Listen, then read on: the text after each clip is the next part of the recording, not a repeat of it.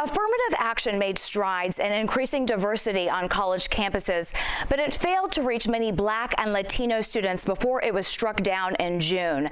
Now the demise of affirmative action threatens to unravel decades of progress.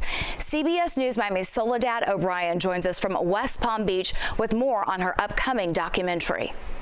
Soledad, thank you so much for being with us this afternoon. Let's get right to it. Tell us about your new documentary with CBS News.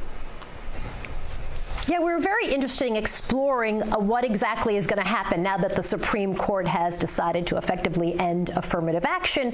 We follow a number of students as they're making their way through. What makes some of them interesting is that they have an older sibling who was able to apply to college with affirmative action in place, and now the younger sibling, in the wake of what the Supreme Court has decided, is applying to college without affirmative action in place. And we follow them and we explain sort of what has happened with affirmative action in this country over the last 4 decades.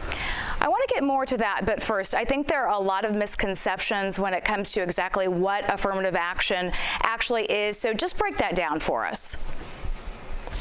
Yeah, I think the thing that is interesting is that people look at affirmative action and respond sometimes only to certain kinds. So I think there's a lot of misconceptions around the access that African American students or Latino students get under affirmative action, when we know very well. I mean, here's a statistic that's pretty interesting.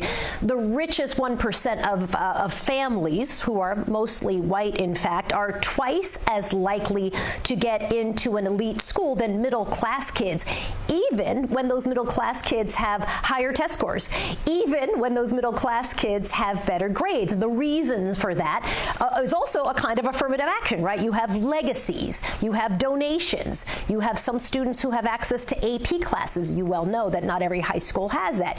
You have some sports that elite colleges really like or prefer that actually aren't even offered in some high schools. And so that gives some of these students access to elite colleges that others are not able to get. And then, of course, you have early decision, which admits 40% of a class. And, of course, early decision says, if I'm accepted, I will go.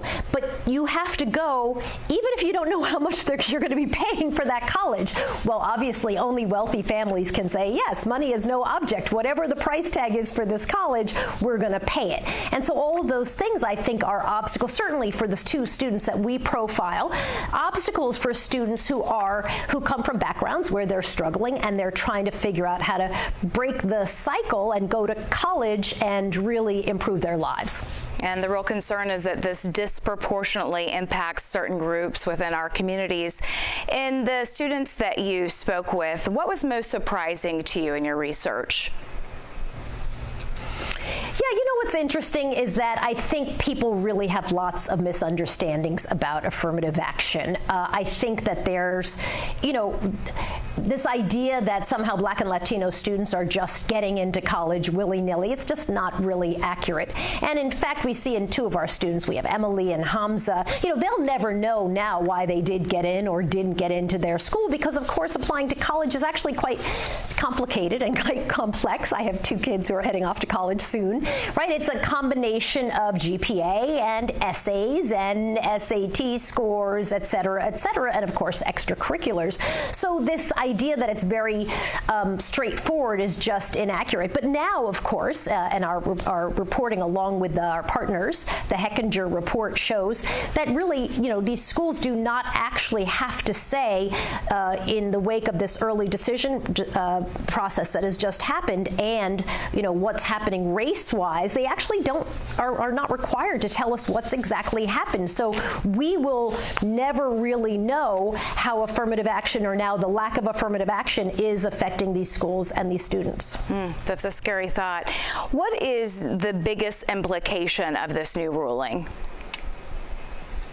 It's such a great question, because I think the biggest implication is not around affirmative action, but in fact that this is really just the beginning, right? Affirmative action is just the start of a conservative movement, frankly, to eliminate race-based programs in the workplace and in corporate America, and there's lots of evidence for that. So, for example, there are lawsuits in a dozen states to end DEI programs. There are lawsuits against corporations like McDonald's and Hershey's and Amazon, and those lawsuits are focused in some cases on grants to Latino entrepreneurs or on fellowships and internships, and all that is done very intentionally. And of course, you have the Fearless Fund, a private venture capital fund that is now being sued by Edward Bloom, who of course was part of the affirmative action lawsuit, and basically trying to shut that down. So I think we're really at the beginning. If I were to have to say what's the biggest implication,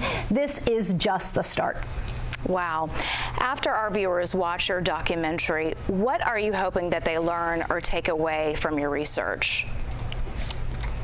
I think that affirmative action is actually kind of a complicated and confusing topic, and I think what happened in the Supreme Court is also a little complicated, so I think we really lay out a very good explanation of what exactly happened and what are the implications and what does it mean for diversity in this country and what are the future implications down the road. So I hope that we're really able to clarify things for viewers and also bring to you the stories of students who are trying to figure out if they're going to be able to go to college next year. Well, Soledad, thank you for bringing this most important reporting to our communities and for joining us this afternoon. It was my pleasure. Thanks for having me.